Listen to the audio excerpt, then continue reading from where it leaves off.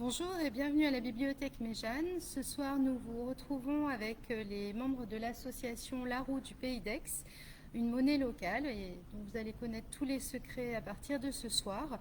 Vous pourrez poser toutes vos questions après leur intervention, donc via notre fil Facebook, et retrouver ce programme sur le site des Méjeannes, sur notre chaîne YouTube également, et les retrouver sur Méjeanne Numérique et l'ensemble de nos actualités.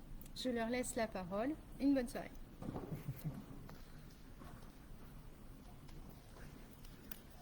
C'est parti du coup.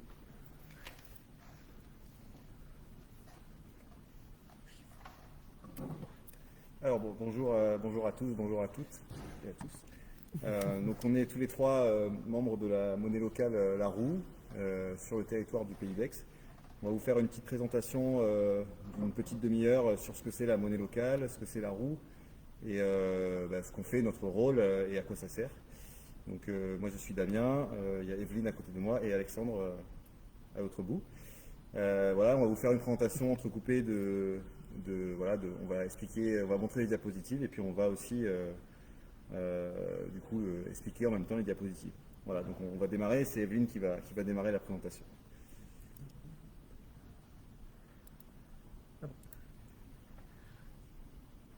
Bonjour à tous. Après cette introduction sur la monnaie locale, nous allons en fait maintenant savoir comment ça marche une monnaie locale et comment en tant que citoyen on peut retrouver du pouvoir grâce à la monnaie locale. Donc on va partir en fait des constats. Le premier constat, c'est la désertification des petits commerces. Dans les années 70-80, on a assisté à un essor des centres commerciaux qui ont attiré une clientèle assez importante et ce qui a eu pour conséquence, d'une certaine manière en tout cas, de moins fréquenter, de délaisser les commerces de proximité et de mettre parfois en péril ces commerces. Mais ça a une seconde conséquence, c'est que dans ces grands centres commerciaux, on trouvait une offre de biens et de produits assez conséquente et les industriels, parce que nous sommes dans une société libérale qui est basée sur le profit, ont fait le choix de fabriquer ces produits à l'étranger parce que la main-d'œuvre y est moins chère.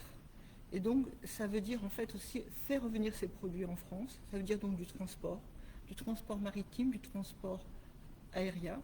Donc ça veut dire également une pollution des fonds marins, mais également une pollution de l'air et de fait un impact sur le plan écologique. Mais ça a une autre conséquence qui est la fermeture des usines et donc ça a privé d'emploi un certain nombre de salariés qui se sont retrouvés de fait assez isolés et même désocialisés pour certains. Et ça a créé une perte de lien social, une perte de cohésion sociale. La crise de 2008 a eu pour conséquence une prise de conscience importante de la part des citoyens et des personnes de la société civile en disant maintenant ça suffit, on veut reprendre la main sur l'économie, on veut reprendre du pouvoir en tant que citoyen sur le plan démocratique.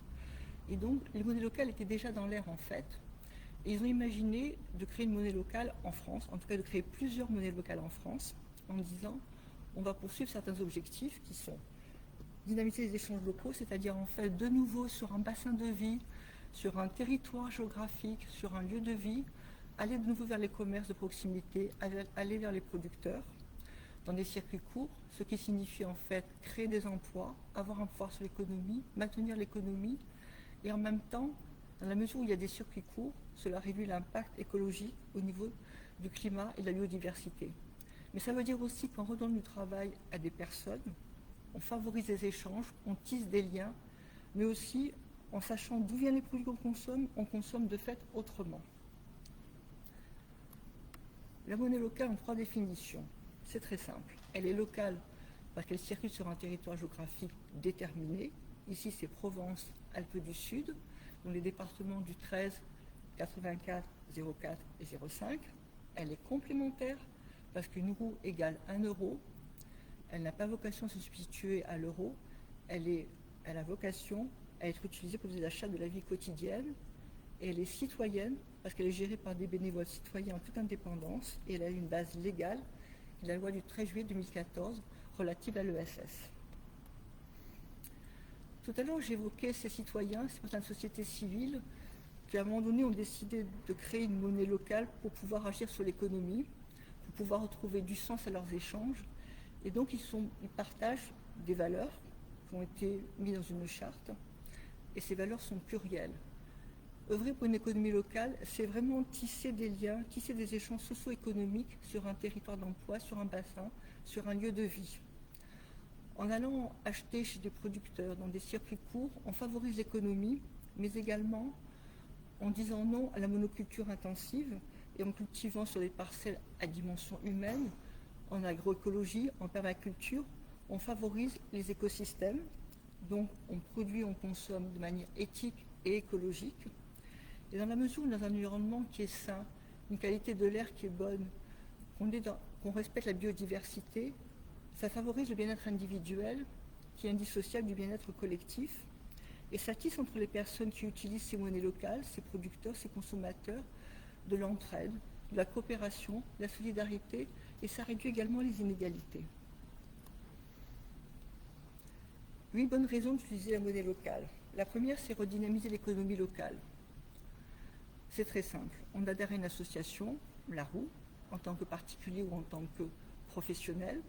On convertit des euros en roues et on va faire ses courses, ses achats, ses prestations de services chez des producteurs engagés dans la transition et qui souhaitent changer autrement l'économie.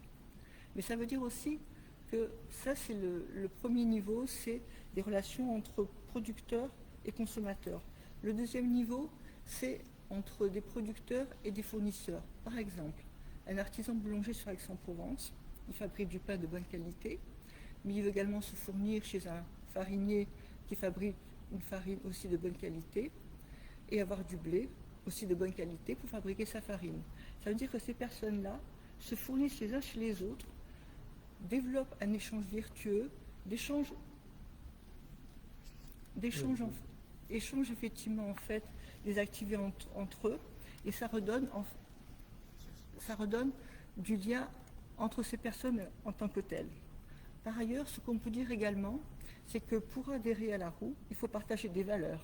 On adhère à une charte dont on a parlé en tant que telle, et les professionnels engagés en fait dans cette charte s'engagent également à contribuer à un changement de l'économie, à contribuer par exemple à aller vers du zéro déchet, à par exemple utiliser des sacs en papier recyclés, de manière en fait à pouvoir progressivement en fait changer notre manière de consommer et avoir moins d'impact en fait sur le climat. La transition écologique. On a déjà abordé la question des circuits courts, des parcelles à dimension humaine, où l'on cultive de fait autrement la terre, dans un souci de respecter la biodiversité, de respecter l'environnement, de respecter le vivant, parce que nous aussi nous sommes des humains, nous sommes vivants en tant que tels, et ça permet d'une certaine manière d'avoir moins d'impact en fait sur le plan écologique, de réduire les gaz à effet de serre, de réduire en fait l'oxyde de carbone. Réduire la spéculation financière, qu'est-ce que ça veut dire? Ça veut dire que 90% des échanges sont des échanges en fait virtuels, des faux échanges, par la monnaie locale, en allant chez les commerçants de proximité, chez des producteurs, on achète ses légumes, ses fruits. De fait, on fait circuler une monnaie qui est locale et qui est réelle, d'une part, et d'autre part, quand on convertit des euros en roues, ces euros sont placés à la NEF, qui est une banque éthique et responsable, et qui sert à subventionner, à faire des prêts pour des projets engagés dans la transition écologique, des projets alternatifs qui vont servir justement en fait à favoriser l'économie de manière locale. Un rôle d'éducation populaire. Un billet, c'est un outil, mais c'est aussi l'occasion par rapport au billet en fait d'échanger, de discuter, de se dire comment je consomme, où je consomme, avec qui je consomme, et ça permet d'une certaine manière de s'auto-éduquer entre nous de fait et de partager les mêmes valeurs d'une même communauté. Ça veut dire que les personnes qui utilisent la roue ont des valeurs, ont des intentions de contribuer à un changement de la société et de fait on est dans un réseau solidaire qui permet l'entraide, la coopération, de tisser des liens entre nous. Et enfin, favoriser le développement de projets éthiques et engagés. La monnaie, c'est un outil, mais c'est un outil qui donne un pouvoir en tant que tel. À partir du moment où on va consommer beaucoup plus chez des producteurs qui ont une démarche de transition, qui sont des producteurs engagés dans un changement de la société, ça veut dire que d'une certaine manière, on a un impact sur le plan démocratique en tant que citoyen pour changer les choses, d'une part, et que par ailleurs, quand on adhère à une association comme la Roue, on est dans une collégialité en fait de réflexion, d'échange, Et ça permet aussi entre nous de se dire quels projets nous vont mettre en place, comment on peut faire à titre individuel et à titre collectif pour un changement de société, pour contribuer en tant que citoyen à faire de la monnaie locale un pouvoir de vote. Alors merci Evelyne pour cette belle introduction, enfin même plus qu'une introduction. Je vais continuer pour vous dire en fait que les monnaies locales, c'est pas qu'un phénomène qui se passe à Aix-en-Provence. Ça se passe en fait un peu partout dans le monde et même en France particulièrement. Il y a 82 monnaies locales en circulation en France, plusieurs milliers dans le monde. Donc vous voyez là une petite carte un peu schématique et sur la diapositive suivante, vous allez voir une carte des monnaies qui existent aujourd'hui. Donc vous voyez, il y en a dans toutes les régions des monnaies, elles sont de tailles diverses. Vous voyez celle qui nous concerne, donc c'est la roue. Elle est du coup en marron en bas de la carte. Et elle est un peu particulière, on va en reparler, c'est que ici c'est la roue du Pays d'Aix, mais la roue du Pays d'Aix elle peut circuler plus large que dans le Pays d'Aix, elle peut aller juste de Arles jusqu'à Briançon. Donc on a plusieurs niveaux de local. Ce qui est intéressant en fait c'est que chaque monnaie est unique, chacune elle a son effigie, son nom qui est propre à sa région. Vous avez par exemple le Schko au Pays Basque, vous avez le Cairn à Grenoble, vous avez la pêche à Paris. Et en fait on travaille quand même tous ensemble à se passer des outils communs, des manières de faire, voilà, et on se fait des rencontres régulièrement. Et on travaille aussi à créer une forme d'interopérabilité entre ces monnaies locales, notamment sur un point de vue de tourisme, pour que ce soit intéressant en fait de pouvoir aller dans un autre territoire et se dire j'utilise la monnaie locale du territoire, tout en étant adhérent à celle de là où je viens.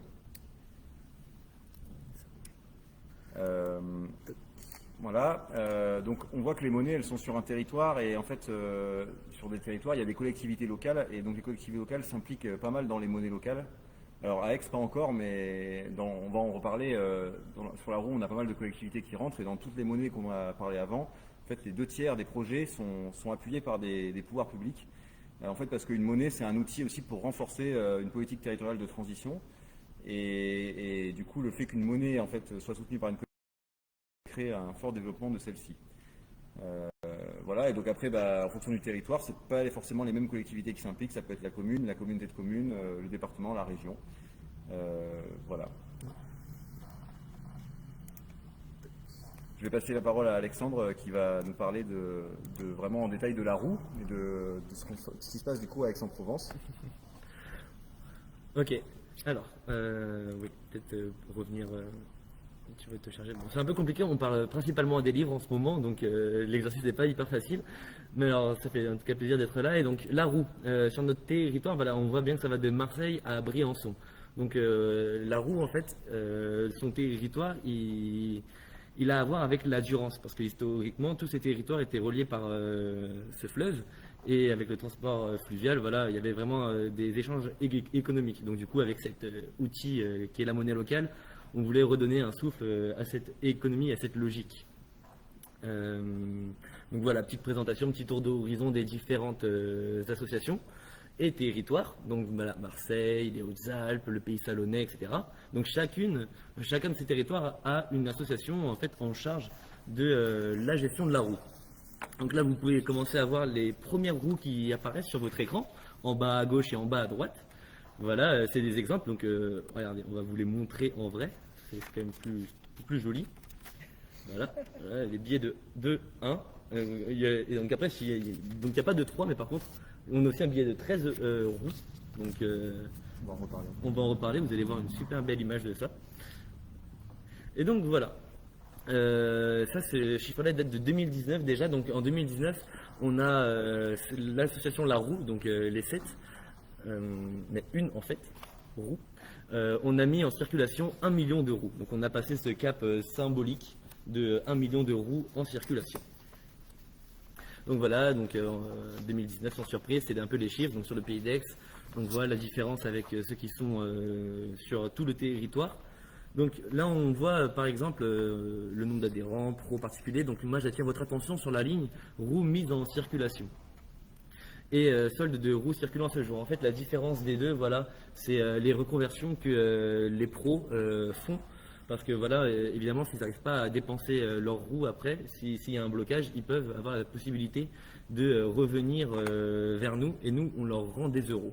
Donc ça c'est vraiment la solution qu'on n'aime pas. Donc à chaque fois dès qu'ils nous demandent, bah, on leur demande mais qu'est-ce qui s'est passé, voilà. Et donc l'idée c'est vraiment qu'ils continuent à faire circuler la roue et pas que ça sorte en fait du circuit. C'est créer un circuit fermé vraiment local qui ait une cohérence en fait. Et donc c'est en ça aussi, voilà. Super. et 13 de l'autre côté aussi.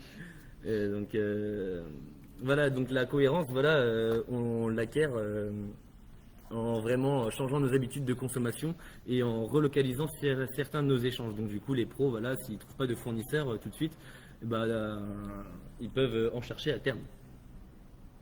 Donc là, on va vous mettre un petit visuel du billet 13 pour le voir en gros, parce qu'il est vraiment beau.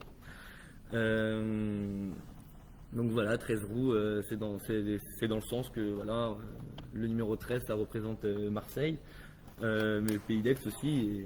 Et oui, voilà, il faut dire aussi, parce que vous n'avez pas vu le verso, mais on est très à l'aise. Donc je ne sais pas si vous le voyez à l'endroit où ça fait effet miroir, mais voilà, c'est un peu la philosophie aussi qu'on a ici à la roue, quoi. Et c'est bien comme ça. Alors, voyons voir. Donc 13, oui, bon, voilà, j'avais un peu dit les Bouches-du-Rhône, la chance, et ouais. Et puis voilà, c'est notre monnaie, c'est vraiment le pouvoir citoyen, on a le choix d'imprimer notre monnaie, donc on ne se prive pas de faire plaisir et de se mettre très à l'aise. Voilà, vous avez compris l'idée. Donc, où trouver et dépenser les roues? Alors, ça c'est la grande question. Voilà, donc déjà pour pouvoir utiliser les roues, il faut être adhérent à notre association, donc il faut s'affranchir des frais d'inscription. Donc pour les particuliers, c'est 10 euros. Pour les professionnels, c'est 20. Donc ça, c'est vraiment la base. Après, on peut vraiment donner plus hein, si c'est plus que le bienvenu. C'est témoigner votre soutien à l'association en adhérant et en adhérant à plus de 10 euros, c'est super. Ensuite, voilà, une fois qu'on est adhérent, on se rend au comptoir de change. Donc cela, on a une cartographie en fait sur Internet et on a accès voilà, aux informations comme ça. Donc on peut trouver les comptoirs de change sur la cartographie et donc on s'y rend. On montre notre carte d'adhérent et on peut payer par chèque, par espèce et on demande d'échanger tant d'euros en tant d'euros. Si vous vous promenez aussi à l'occasion sur Marseille, vous pouvez, ou Marseille et tout le territoire de la roue finalement, vous pourrez voir le petit carton qui est sur la droite. Ici, nous acceptons la roue. Donc ça, voilà, ça veut dire vraiment que le commerçant, il accepte la roue et qu'il ne faut pas hésiter à aller dépenser les roues chez lui ou chez elle, parce qu'après, derrière, il fera tourner cette économie locale. Voilà. Donc, et voilà, et donc faut bien se dire que c'est une communauté, la roue, donc qui englobe des particuliers et des pros. Donc faut vraiment pas hésiter, une fois qu'on fait partie de tout ce réseau-là, d'en parler autour de nous. Parce qu'au plus il y a de roues qui circulent, au plus en fait c'est tout ce réseau qui se solidifie et toute cette économie locale et la richesse culturelle qui en découle. Qui vit en fait à travers ces échanges de roues. Donc voilà, c'est vraiment une communauté qu'il faut agrandir. Une fois qu'on y est, il faut faire tourner le message, c'est très important. Et voilà, et donc quand on est adhérent, désolé si je parle un peu vite, quand on est adhérent, voilà, on peut participer aussi de manière bénévole à la roue. Donc on vous invite aujourd'hui, ici, maintenant, à rejoindre la roue, à venir participer à nos réunions, à nous aider à faire la gestion avec les pros, les accompagner un peu dans leurs échanges. Voilà, donc j'espère que l'appel est arrivé. Demain, on va recevoir plein de messages de vous, ça va être génial. Donc voilà, et comment vraiment rejoindre le réseau quand vous êtes pro, parce qu'il y a sûrement des pros qui nous écoutent, donc ce message s'adresse maintenant à vous. Alors, c'est facile. Il faut avoir son siège social sur le territoire, donc sur les 4 départements où on est implanté. Il faut avoir une certaine indépendance dans ses fournisseurs, évidemment, parce que du coup, si vous n'avez pas des fournisseurs locaux, nous, on va vous dire, il serait peut-être temps aussi un peu de relocaliser certains échanges. Après, voilà, il n'y a rien d'obligatoire, c'est vraiment sur la base de la volonté.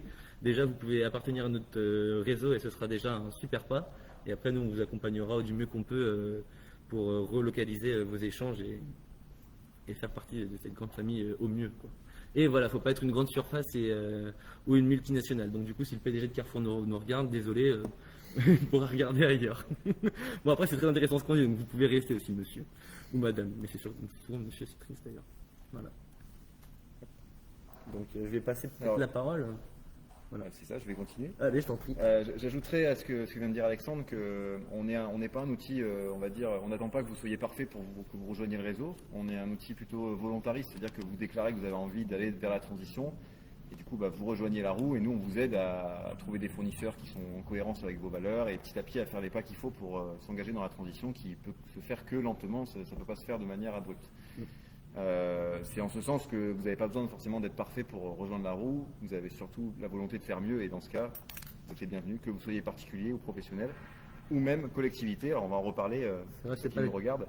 Donc il y a aussi des membres issus des collectivités locales, donc on en a un peu reparlé tout à l'heure, donc on a à Aix, malheureusement, on n'a pas encore la ville d'Aix avec nous, c'est pas faute d'essayer, mais ils n'ont pas encore rejoint le réseau, mais dans le pays d'Aix, on a la ville de Venelle qui est adhérente depuis 3 ans et qui donne en fait un bonus de 21 roues pour 20 euros en fait qu'on convertit.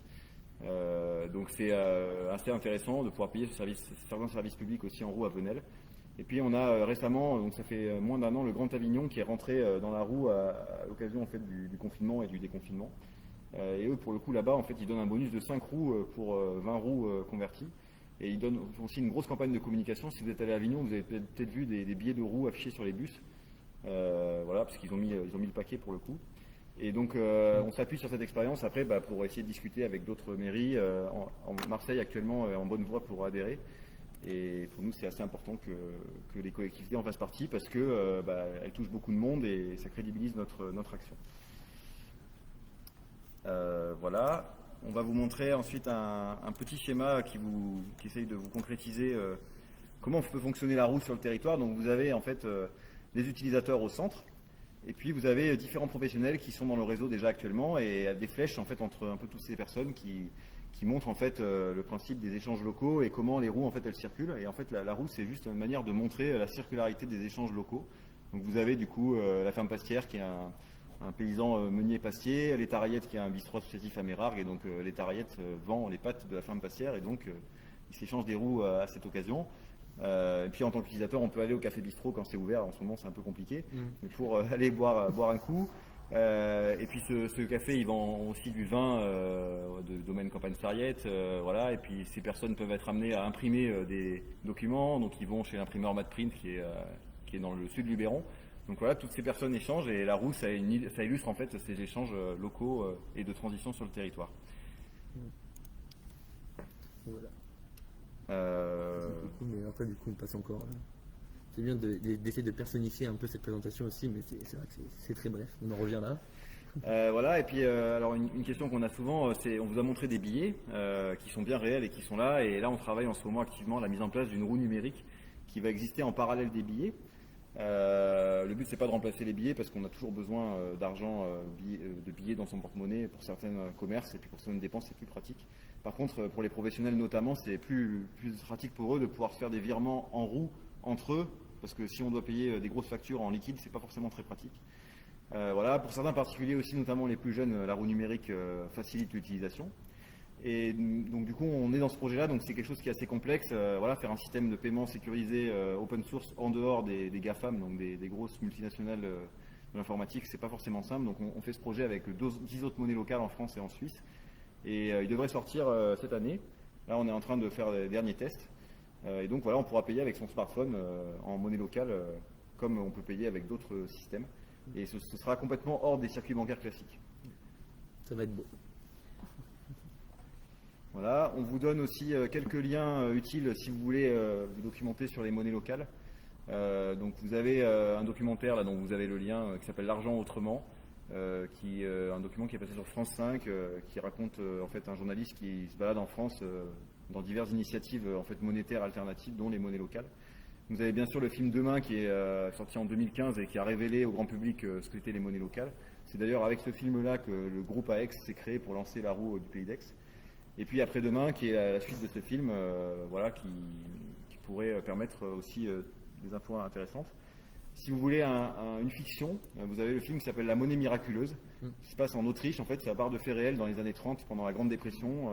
Ils avaient en fait mis en place une monnaie locale dans un village pour essayer de redynamiser l'économie du village. Et donc ça a bien marché, mais en fait ça a fini par gêner les banques du pays qui ont fait pression sur le gouvernement pour qu'il arrête l'initiative. Mais voilà, ça s'est pas forcément bien fini, mais ça a après inspiré beaucoup de monde. Ça nous inspire aussi. Et ça nous a inspiré nous aussi. Voilà, et puis on va vous finir cette présentation avec des photos d'échanges de roues sur le terrain, avec des bénévoles et des adhérents. Voilà, à l'occasion de divers événements, ça vous donne des visages sur ce qu'on est. Donc toutes ces personnes ont des roues dans les mains et sont des commerçants qui sont déjà dans le réseau. Et donc c'est des commerçants du Pays d'Aix. Vous avez la cave de Régus à Venelle, à droite c'est la brasserie d'Aqua Maltais à Aix. Voilà, donc c'est toutes ces personnes, vous pouvez utiliser la roue et puis on continue à développer le réseau. Toc.